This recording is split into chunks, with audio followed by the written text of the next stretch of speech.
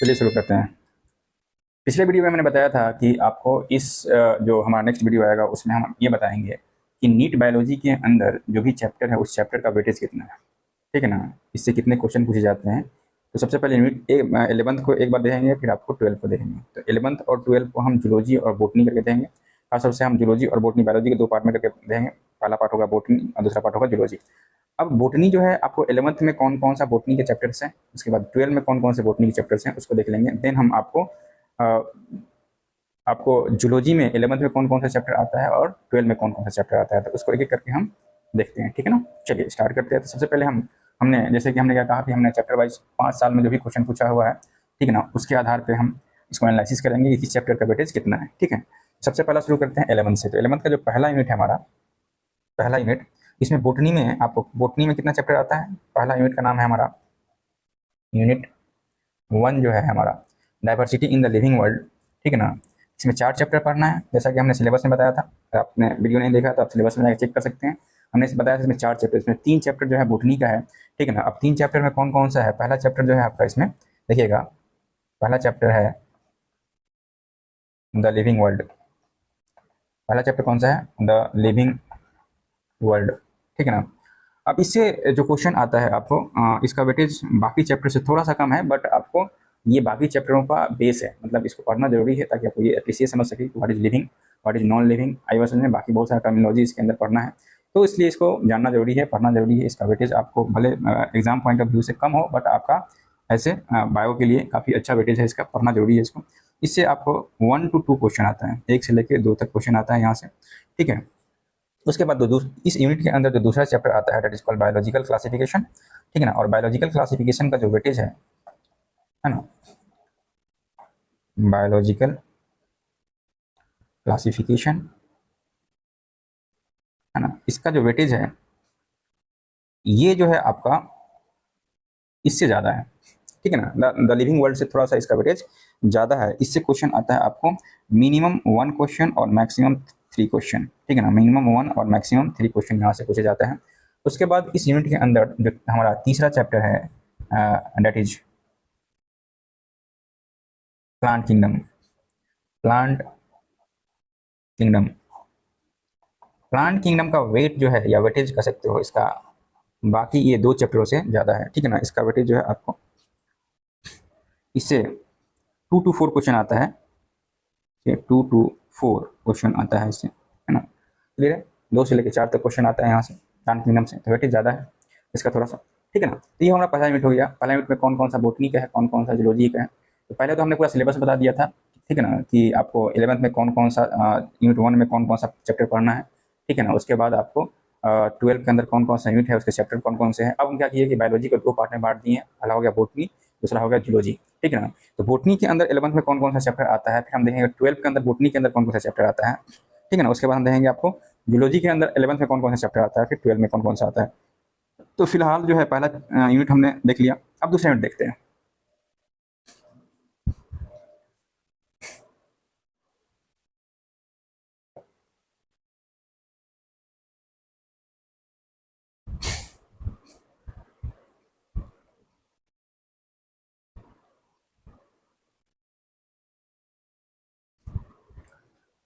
हाँ, तो पहला यूनिट हमने देख लिया, अब दूसरा यूनिट देखते हैं।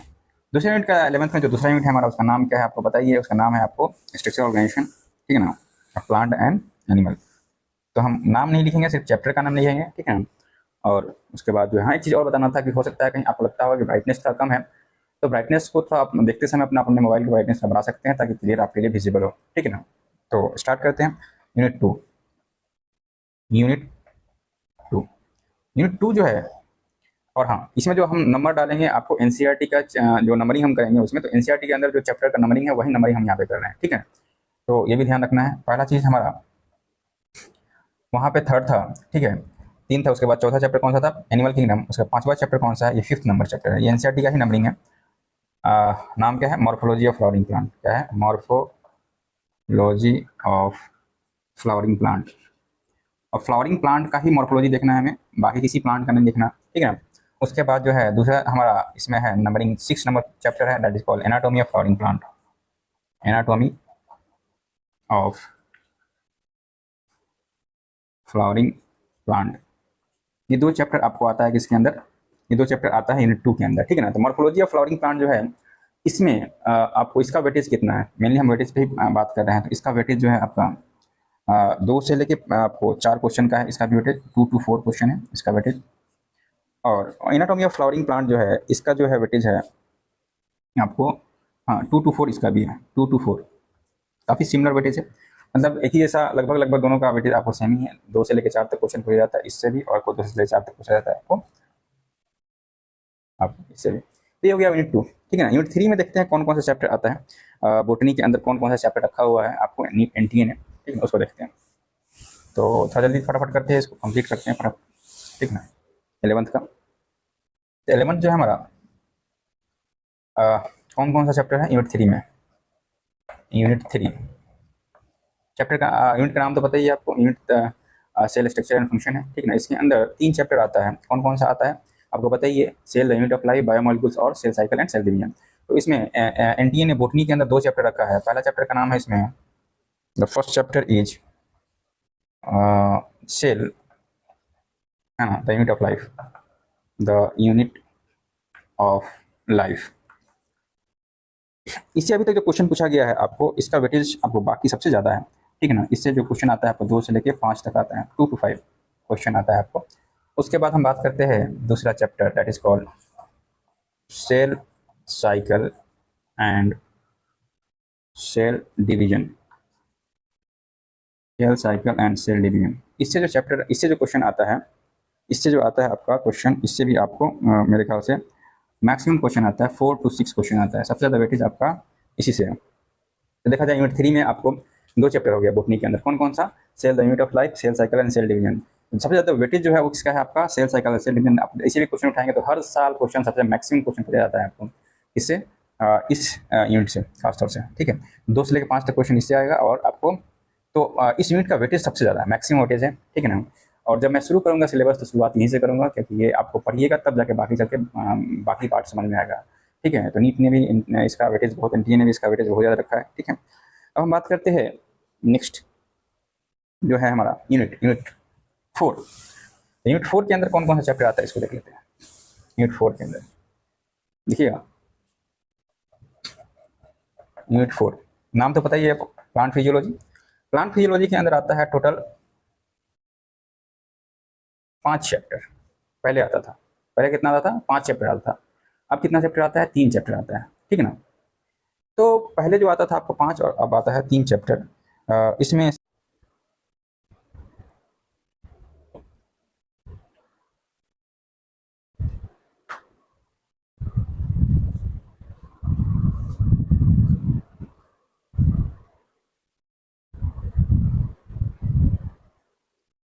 चलिए शुरू करते हैं। जैसा कि आपने देखा है 11th क्लास में कौन कौन सा आपको चैप्टर पढ़ना है, और कौन बोटनी के अंदर कौन कौन सा चैप्टर है और उसका वेटेज कितना है। एक बार फिर से मैं रिकॉल कर देता हूँ कौन कौन सा चैप्टर है। सबसे पहला यूनिट है, उसमें 3 चैप्टर है, इसका नाम है द लिविंग वर्ल्ड। दूसरा है बायोलॉजिकल क्लासिफिकेशन। तीसरा चैप्टर है आपको कौन सा, प्लांट किंगडम। अगर यूनिट 2 की बात करें तो यूनिट 2 में आपको 2 चैप्टर है, पहला नाम है मॉर्फोलॉजी फ्लावरिंग प्लांट और दूसरा का नाम है आपको एनाटॉमी ऑफ फ्लावरिंग प्लांट। अगर यूनिट 3 की बात कर लें तो उसमें 2 चैप्टर लिया है आपको NTA ने। पहला चैप्टर है आपको cell, the unit of life, और दूसरा चैप्टर का नाम है आपका कौन सा, cell cycle and cell division. और यूनिट 4 की बात करने तो यूनिट 4 जो है पूरा का पूरा प्लांट फिजियोलॉजी, पूरा का पूरा बोटनी के अंदर ही आता है, ठीक है ना। पहले इसमें 5 चैप्टर पढ़ने थे, अभी इसमें आपको 3 चैप्टर पढ़ना है। उसमें पहला चैप्टर है फोटोसिंथेसिस, दूसरा चैप्टर है रेस्पिरेशन, इसको सेलुलर रेस्पिरेशन भी कर सकते हैं, और तीसरा चैप्टर है आपको प्लांट ग्रोथ एंड डेवलपमेंट। तो इसका वेटेज कितना है, किससे कितना क्वेश्चन आता है, सबको एक एक करके हमने देख लिया है। अब जो है आज का जो है हम किसका देखेंगे, 12th क्लास, 12 बोटनी में कौन कौन सा चैप्टर आता है और उसका वेटेज कितना है। तो चलिए शुरू करते हैं, 12 बोटनी में कौन कौन सा चैप्टर आता है और उसका वेटेज कितना है, ठीक है। तो बोटनी 11 तो हो गया, अब 12 की बात करते हैं।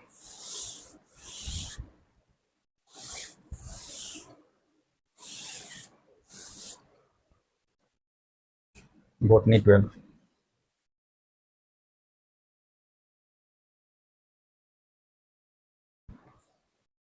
ठीक है।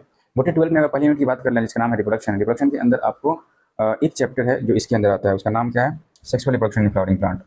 बोटनी में आता है, पहला चैप्टर है sexual reproduction in flowering plant,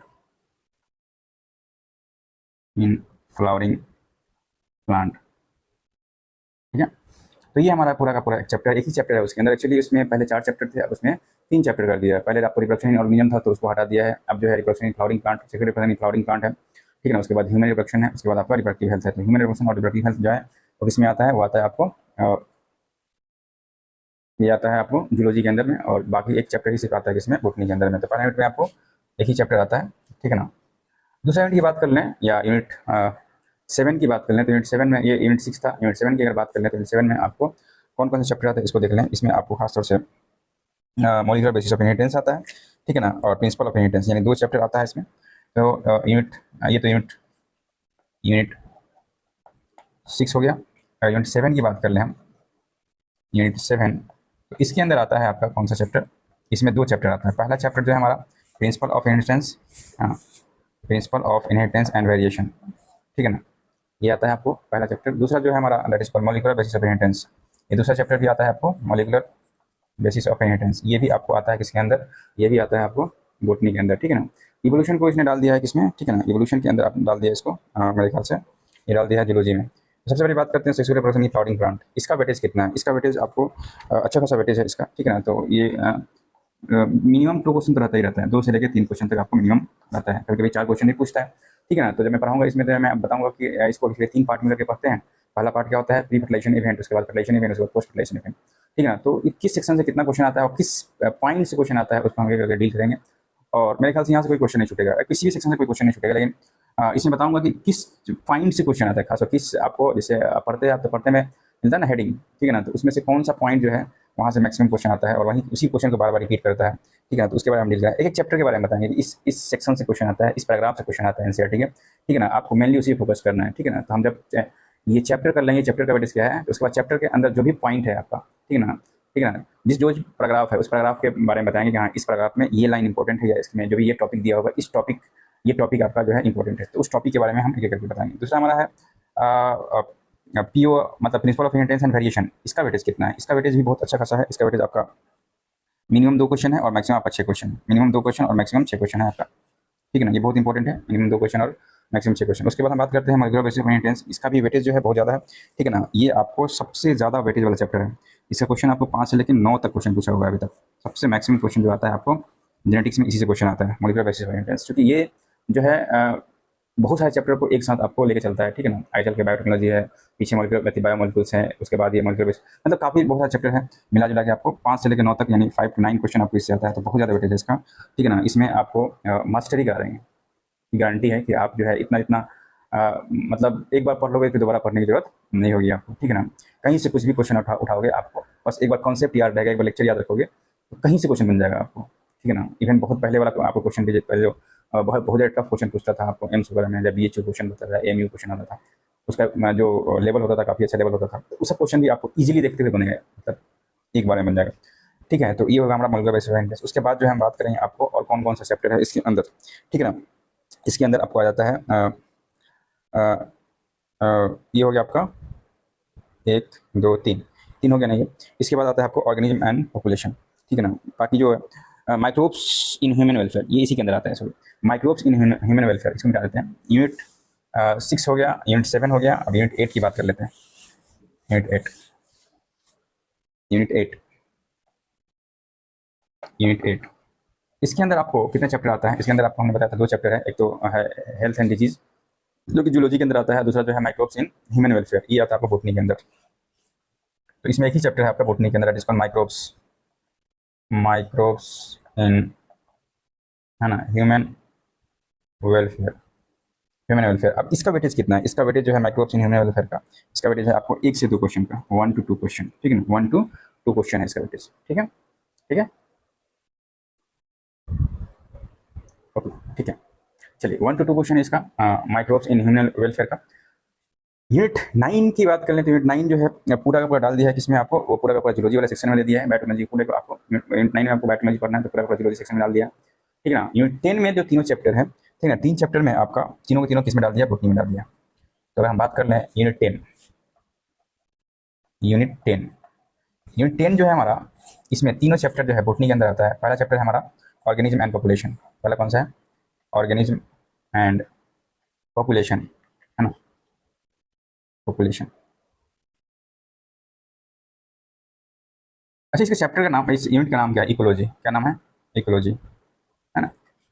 और इस यूनिट का नाम क्या है? बायोलॉजी इन ह्यूमन वेलफेयर, ठीक है ना। तो ये सबका यूनिट का नाम हम ऑलरेडी डिस्कस कर चुके हैं पहले, ठीक है ना, इसलिए हम दोबारा नहीं बता रहे हैं, ठीक है। बट इसका वेटेज जरूर बताया, वेटेज बहुत इंपॉर्टेंट है। इसका वेटेज आपको समझ में 1 to 2 question microbes in human welfare में। उसके बाद हम इसकी बात करते हैं अगर ऑर्गेनिज्म पॉपुलेशन की, तो इसमें भी आपको 1 to 2 क्वेश्चन रहता है, ज़्यादा क्वेश्चन नहीं रहता है इससे, मिनिमम 1 और मैक्सिमम 2 क्वेश्चन रहता है आपको ऑर्गेनिज्म पॉपुलेशन से। और दूसरी बात कर लें हम इकोसिस्टम की, तो इकोसिस्टम भी काफ़ी अच्छा वेटेज वाला है इकोसिस्टम, है ना। इकोसिस्टम जो है आपका, इससे क्वेश्चन रहता है 2 to 3, मिनिमम 2 और मैक्सिमम 3, ठीक है ना। अब 2 to 3 इसलिए हम इसको एक एवरेज ले रहे हैं, 2 मिनिमम और मैक्सिमम 3। इसका मतलब क्या है कि आपको कभी 2 पूछा है, कभी आपको 3 पूछा है, फिर कभी 2 पूछा है, ठीक है ना, मतलब 3 से ज़्यादा नहीं पूछा है। तो मिनिमम और मैक्सिमम वाला जो भी आपका नंबर है, मैंने उसी को काउंट किया है, ठीक है, एनालाइज करने के बाद यहाँ मिनिमम 2 पूछा है और मैक्सिमम आपको 3 पूछा है, ठीक है। उसके बाद लास्ट चैप्टर बच जाता है इसका, ठीक है ना, दैट इज कॉल्ड, हाँ, नाम क्या है इसका? Biodiversity and conservation. तो ये आपका ये हो गया, लास्ट में बच जाता है कौन सा? बायोडाइवर्सिटी। मतलब यहाँ मेरे ख्याल से दिखता नहीं होगा, तो इधर लिख देते हैं, ठीक है ना। इधर बच गया आपको बायोडाइवर्सिटी, बायोडाइवर्सिटी एंड कंजर्वेशन, है ना, कंजर्वेशन। तो बायोडाइवर्सिटी एंड कंजर्वेशन में का वेटेज कितना है, ठीक है ना। तो इसका वेटेज है आपको, ये भी आपको सेम है, 2 to 3 क्वेश्चन। कितना है? 2 to 3 क्वेश्चन, ठीक है। 2 से लेकर 3 क्वेश्चन पूछता है, मिनिमम 2 और मैक्सिमम 3। तो ये पूरा का पूरा सिलेबस हो गया हमारा किसका? बॉटनी का हो गया, 11 से लेकर 12 तक नीट का, ठीक है ना। तो जो बच्चे आपको जैसे नीट का अभी फाउंडेशन स्टार्ट कर रहे हैं, तो उनके लिए ये पूरा का पूरा 11 से लेकर 12 तक पूरा बॉटनी, आपको ये पूरा सिलेबस है, उसको देखना है।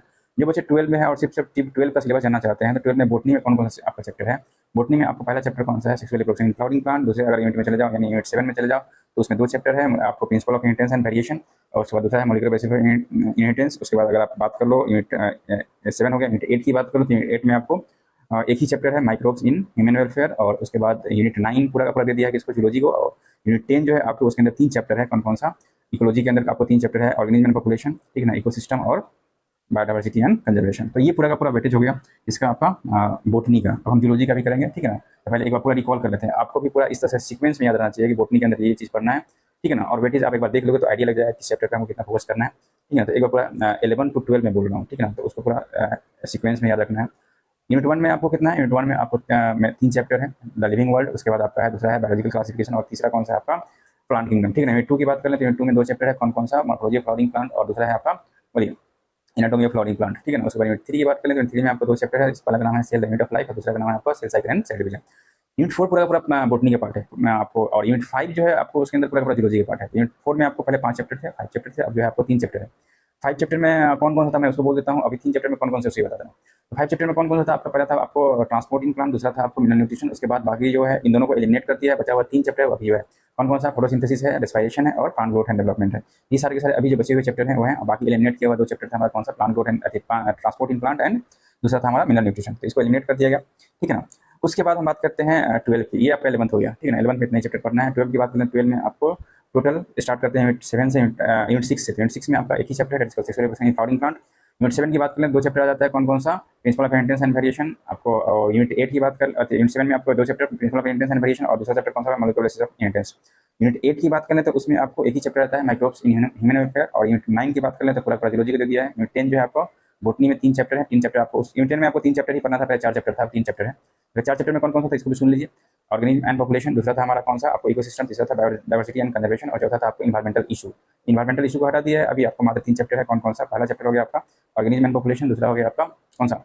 दूसरा हो गया आपका इकोसिस्टम, और तीसरा हो गया बायोडाइवर्सिटी एंड कंजर्वेशन, ठीक है ना। तो ये 3 चैप्टर अभी बचा हुआ है, ठीक है ना। तो इसी को हम कवर करेंगे, पूरा का पूरा सिलेबस जो है इसे कवर करेंगे। इस पर क्या इसका स्ट्रेटजी रहेगा हमारा, उसके लिए एक अलग सा वीडियो आएगा, ठीक है ना, कैसे हम इसको कवर करेंगे, ठीक है ना। अभी तो स्टार्टिंग चल रहा है, ठीक है ना, कि कैसे कैसे क्या करना है, ठीक है ना, क्या सिलेबस है हमारा।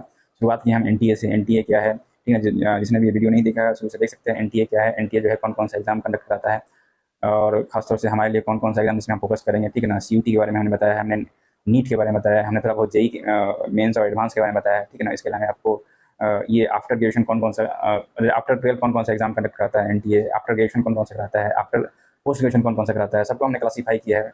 तो जो भी आप अगर इस वीडियो को नहीं देखें तो आप देख सकते हैं स्टार्टिंग में जाके ऊपर से, ठीक है ना। उसके बाद जो है हमने पूरा का पूरा नीट क्या है, उसका क्वालिफिकेशन क्या होना चाहिए, उसका नोटिफिकेशन कब आता है, उसका फी कितना है। तो काफ़ी एक हायरार्की में हमने शुरू से शुरू किया एकदम से, ठीक है ना।